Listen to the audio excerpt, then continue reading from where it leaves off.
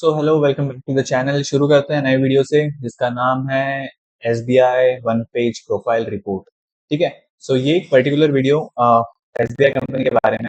SBI तो सबको पता होगा, होपफुली सबको पता होगा। नहीं पता है तो ये पढ़ लेना। ये रिपोर्ट जो है पूरी की पूरी तुमको इसमें मिलेगी। मेरे टेलीग्राम चैनल पे मिलेगी, बाकी कहीं नहीं मिलेगी। एंड ये मैंने बनाई है पूरी की पूरी रिपोर्ट। इसके पहले BEL एंड अपना हैथवे कंपनी के बारे में बात की थी हमने। शुरू कर रहा हूँ। ध्यान रखना, ये नंबर्स माइट गलत हो सकते हैं बट गलत नहीं रहेंगे, क्योंकि ये स्क्रीनर से मैंने सारा डेटा एक्सट्रैक्ट किया है इस चीज का, ये सारा कुछ बनाने के लिए। ठीक है। स्क्रीनर पे जो है वही यहीं पर रहेगा, बट ये सब जो कैलकुलेटेड है वो सब कैलकुलेटेड है, तो तकलीफ की बात कोई नहीं रहेगी। ठीक है। अब देखो, बात करते हैं SBI के बारे में। SBI क्या कंपनी है, कौन सी कंपनी है, सबको पता होगा। It is the largest and oldest bank in India with over 200 years of history and Fortune 500 company में आती है एंड मल्टीनेशनल कंपनी। ठीक है। डायरेक्टली जंप कर लो की फाइनेंशियल मैट्रिक्स के ऊपर। जो भी नंबर्स है वो सीआरस में है। ठीक है। अब हमें तो मार्च 21 से डेटा लिखा है यहाँ पर मैंने, बट 24 25 का देखो, वही ज्यादा इंपॉर्टेंट है। सेल्स की ग्रोथ अच्छी खासी हुई है। पहले 24 में 23 का कंपैरिजन करके 25% की ग्रोथ थी। अभी 11% की ग्रोथ है। अब देखो, ये मैच्योर्ड कंपनी है तो स्टिल इसकी ग्रोथ होना, वो भी डबल डिजिट में, वो बहुत अच्छी बात है। बट इतना ध्यान रखना कि नॉर्मल नहीं है। Okay. Gross profit margin is around 100% and 103%। EBITDA margin है 45.4% एंड 48.7%। अब ये सेम मार्जिन हमने देखा था इसमें, अपना क्या नाम है, BEL में, भारत इलेक्ट्रॉनिक्स में, उसका भी अराउंड 40 के आसपास ही मार्जिन था। ये दोनों कंपनीज ऑब्वियसली PSU ओन्ड है, तो थोड़ा बच के, बच के इन द सेंस बढ़िया कंपनी है, कोई तकलीफ की बात नहीं है इन दोनों में। क्योंकि ये कंपनीज दोनों बंद होने वाली नहीं है, क्योंकि इसकी गवर्नमेंट की स्टेक ही इसमें 50% के आसपास है, 55% के आसपास है। बट ये आने मतलब आगे देखेंगे हम। President of India means government होता है। Okay. EBITDA margin around double digit and 48% है, तो बहुत ज्यादा है और कोई डरने की बात नहीं है, क्योंकि अर्निंग वगैरह कम होने वाली है नहीं। ठीक है। उसके नीचे आ जाओ EBIT मार्जिन पे। अब EBIT क्या है, earning before interest and tax. ठीक है। उसकी भी मार्जिन अच्छी खासी 47% है। और नेट प्रॉफिट मार्जिन भी 15.8% है। मतलब 15% तो ये कंपनी पैसा कमाती है। मतलब हर एक सेल पे या फिर हर एक कोई भी चीज पे 15% का इसका प्रॉफिट मार्जिन है। और ये नेट प्रॉफिट मार्जिन है, ग्रॉस नहीं। नेट प्रॉफिट मार्जिन में हाथ में क्या बच रहा है। ठीक है। तो बहुत बढ़िया बात है, तगड़ी बात है। नेट प्रॉफिट मार्जिन भी हमारा हो गया। अब आ जाओ ईपीएस की ग्रोथ पर। ईपीएस की ग्रोथ कंटिन्यूअसली 5 साल से होती जा रही है, 25 से लेके 86 पे हो गया है। ये अराउंड 4x के तादाद पर है अभी। अगले साल में भी हमें 100 देखने मिले या 96 या 98 के आसपास देखने मिले। मैं सीख रहा हूँ एस्टिमेट कैसे बनाते हैं। अगर मैं जल्दी सीख गया तो जल्दी वीडियो लेकर आ जाऊंगा उसके भी बारे में। ठीक है। ईपीएस की growth around double digit and 57% और 15% के आसपास और इन बिटवीन ही हो रही है, तो बहुत बढ़िया बात है। अब ये एनए इसलिए लिखा है क्योंकि डिविडेंड 2020 में डिविडेंड नहीं दिया था, 21 में दिया है। 4 रुपए का, देन 7 रुपए का, देन 11 रुपए का, देन अभी 25 में 15 रुपए का। तो इसकी भी ग्रोथ अच्छी खासी है। डिविडेंड कंपनी ने देना मतलब उनके पास में नेट प्रॉफिट अच्छा खासा पड़ा है। ठीक है। प्रॉफिटेबल कंपनी ही ज्यादातर डिविडेंड देती है और अच्छी कंपनी ही डिविडेंड देती है। जो कंपनी डिविडेंड नहीं देती उस पे पता नहीं, कुछ तो भी होता है। बट स्टिल ये कंपनी दे रही है तो बहुत अच्छी बात है। अब यहाँ पर देखो, यहाँ पर क्या है, ये मैंने 5 साल का एसबीआई का चार्ट बनाया है, मतलब क्लोजिंग प्राइस से रिलेटेड ही बनाया है। मार्च 21 से लेके अक्टूबर, मतलब अभी तक का। ठीक है। तो ये देखो, ये अराउंड 400 के आसपास था यहाँ पर। जब मैं मतलब मार्केट में 2 साल हो गए थे, तब भी 400 के आसपास ये ट्रेल कर रहा था। आज ये अराउंड 900 एंड समथिंग, अपन नीचे देख लेंगे यहाँ पर, 911 के आसपास चल रहा है।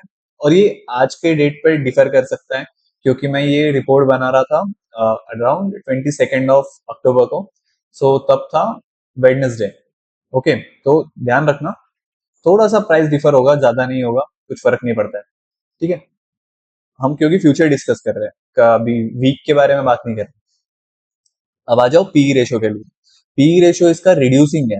अगर तुम 14 का देखो और 8 का देखो तो अच्छा खासा रिड्यूस हुआ है। पी रेशो रिड्यूस होना मतलब अब तुम मतलब पर एक स्टॉक के ऊपर मतलब जो भी 1 रुपए का मैं खरीद रहा हूँ उसके ऊपर मुझे बस 8 रुपए पे करना है एंड मुझे उतना भरोसा है कंपनी के ऊपर कि मैं 8 रुपए पे कर रहा हूँ। ठीक है। Enterprises value upon EBITDA 27.34x है। ठीक है, कम हुआ है, रिड्यूस हुआ है, अच्छी बात है। Enterprise value upon sales is 13.30x। अब ये जो सारे जो टर्म्स है ये इसका मतलब बहुत ज्यादा अगर तुमको डीप में जानना है तो तुम सीएस कर लो, सीए कर लो, ये तुमको वहां पे समझने मिल जाएगी। क्योंकि यार 15 मिनट के वीडियो में ये सब अगर समझाने बैठूंगा तो वीडियो खत्म नहीं होगी ना।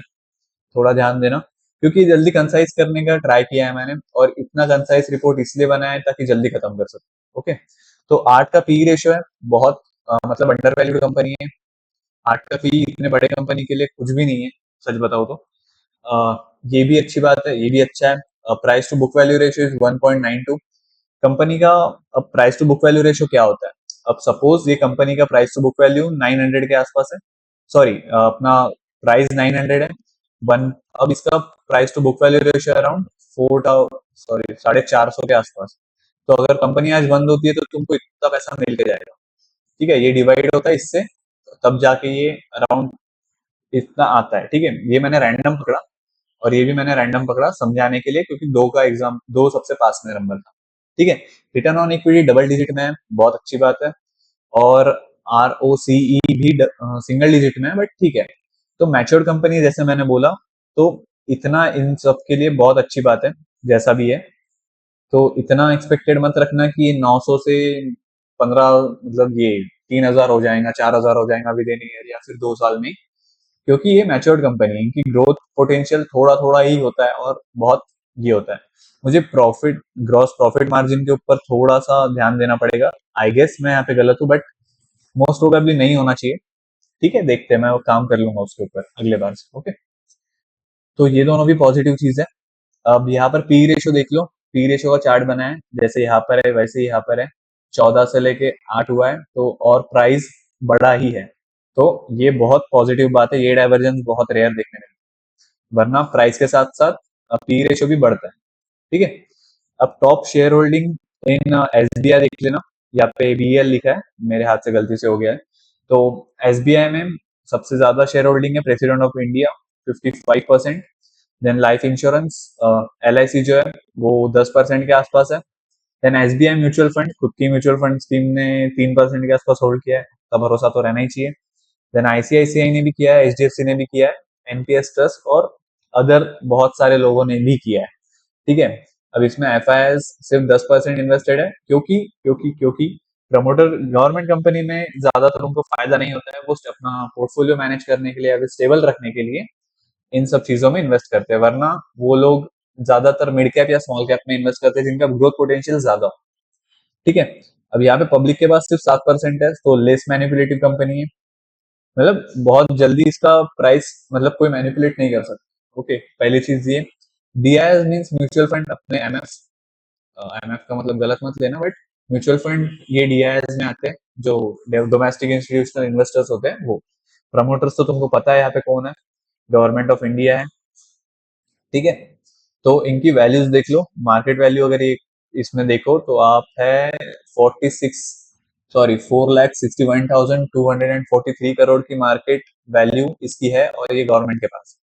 तो भाई बहुत अमीर है गवर्नमेंट, समझ से रहा करो।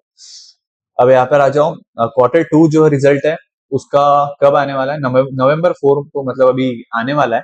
तो अब देखो यहाँ पर क्या बोल रहा है, expected to post another strong quarterly profit, ये एस्टिमेटेड है फिगर। ठीक है। और अगर जब 4 को आएंगी तो study by the loan growth, ये जो लोन ग्रोथ है वो अच्छी हो जाएगी, एंड प्रोविंसिंग जो है वो प्रोविजन जो है वो कम हो जाएगी। तो ये शॉर्ट टर्म के लिए अपसाइड मूव दे सकता है, ऐसा ये बता रहे हैं। ठीक है। अब 7,500 करोड़ का tier 2 bond issue, SBI has raised 7,500 crore via Basel III Tier 2 bonds at 6.93 coupon rate and oversubscribed nearly 3 times। तो बहुत अच्छी बात है, मतलब बॉन्ड्स भी ओवर सब्सक्राइब होना बहुत तगड़ी बात है, क्योंकि ये ट्रस्टवर्थी कंपनी है, ये कुछ मतलब आपके पोर्टफोलियो को मैनेज करने वाली कंपनी है। जब सब गिरेंगे तब ये नहीं गिरेंगी ज्यादा, जब सब बढ़ेंगे तो ये भी थोड़ी थोड़ी बढ़ते रहेंगी। तो पोर्टफोलियो मैनेज कंपनी अगर रखनी है आपको तो परफेक्ट है। और मैं एक डिस्क्लेमर दे दूं, परफेक्ट डिस्क्लेमर दे दूं कि भाई ये कंपनी में मेरे बहुत ज्यादा स्टेक नहीं है, और यहाँ से जाके डायरेक्ट बाय और सेल मत करना। खुद की रिसर्च बनाना, खुद का रिसर्च करना, उसके बाद ही इन्वेस्ट करना कोई भी कंपनी में। ये बाय और सेल रिकमेंडेशन नहीं है, टोटली नहीं है, समझे। मैं यहाँ पे बस ड्रॉबैक्स और मतलब प्रोज एंड कॉन्स बता रहा हूँ, डिस्कस कर रहा हूँ खुद के लिए, सिर्फ एजुकेशन के लिए, ठीक है। Debt market come back, then loan growth बढ़ रहा है। लोन की ग्रोथ होना कोई भी बैंकिंग कंपनी के लिए अच्छी बात होती है, क्योंकि उनसे उसका इंटरेस्ट, उसका प्रॉफिट होता है, ठीक है। 12.5% ईयर ऑन ईयर उनका बढ़ा है, मतलब Q1 में, ठीक है। तो बहुत अच्छी बात है, डबल डिजिट में बढ़ा है। ट्रेडिंग विंडो क्लो sorry trading window closures point to upcoming trigger. Q2 की जो रिजल्ट्स है, analysts may have already prompted trading window closure till post results, then suggesting institutional interest around the event and potential market volatility। ठीक है, may be F I S invest करेंगे, देखते हैं। तो यहाँ पर चार्ट आ जाओ, चार्ट देखते हैं। आज मुझे नहीं पता क्या चल रहा था, बट स्टिल इसके ऊपर नहीं गया होगा, क्योंकि पीएसयू बैंक ये दिन अच्छा परफॉर्म की, उसके बाद नॉर्मल इसके रेंज में ही होगा शेयर का प्राइस, जो कि है 900 एंड 911 के बीच, ठीक है। तो अब देखो यहाँ पर चल क्या रहा है। पहले जो ये फ्लैग पैटर्न है उसको इग्नोर मत करना गलती से भी, क्योंकि बहुत प्यारा पैटर्न है, हमेशा वर्क करता है, मतलब most of the time work करता है। अगर तुम यहाँ पर लोगे और यहाँ पर बेच दोगे तो बुरी बात है, क्योंकि पेशेंस होना चाहिए। तुम यहाँ पर लो, यहाँ का एसएल रख दो, देखो क्या होता है। ठीक है, मैं वो प्राइस डिस्कस नहीं कर सकता और टारगेट वगैरह डिस्कस नहीं कर सकता, ठीक है। अब देख लो यहाँ पर क्या हुआ है। यहाँ पर लास्ट में से अपने ये वाला जो में था वहां से लेके यहाँ तक कंसोलिडेशन किया, बहुत बार ट्राई किया। ये मिड जुलाई में ट्राई किया ब्रेक करने का, देन अगस्त मिड में ट्राई किया ब्रेक करने का, फाइनली सितंबर के दिन ब्रेक कर दिया। 835 से डायरेक्ट अराउंड 860 की जंप मारी एक ही दिन में, बहुत तगड़ी बात थी वो। उसके बाद कंसोलिडेट किया, देन फ्लैग पैटर्न बनाया, क्योंकि एक ऐसा मूव एंड ऐसा, ये एफ, और ये फ्लैग पैटर्न बोलते हैं इसे हम, ठीक है। टेक्निकल एनालिस्ट में ये फ्लैग पैटर्न होता है, ओके। तो अभी फ्लैग पैटर्न का फ्रेश ब्रेकआउट हुआ है और अभी फिर से कंसोलिडेट कर रहा है, तो मे बी अगर ये कंसोलिडेशन एंड होता है और यहाँ पर अच्छा खासा मूव आता है, जैसे जैसे मतलब मार्केट साथ देगा, पीएसयू बैंक साथ देंगे, तो ये बढ़िया कैंडल अगर ऐसी बन गई तो हमें अच्छे खासे मूव देखने मिल सकते हैं इसके। तो ये ध्यान देना। ये था टेक्निकल पार्ट, ये था फंडामेंटल पार्ट। वीडियो कैसी लगी जरूर बताना। एंड एक और बात, कमेंट करो कंपनीज के नाम, मैं ट्राई करूंगा वो कंपनीज के ऊपर सब वीडियो बनाने का और हर चीज करने का, ठीक है। तो मिलते हैं नेक्स्ट वीडियो में, bye bye, thank you so much. And weekly report आ जाएंगी, सॉरी वीकली वीडियो आ जाएगा संडे के शाम तक के। तो स्टे ट्यून्ड, सब्सक्राइब कर देना, और मे बी तुमको पसंद आया होगा तो लाइक करना। Bye bye.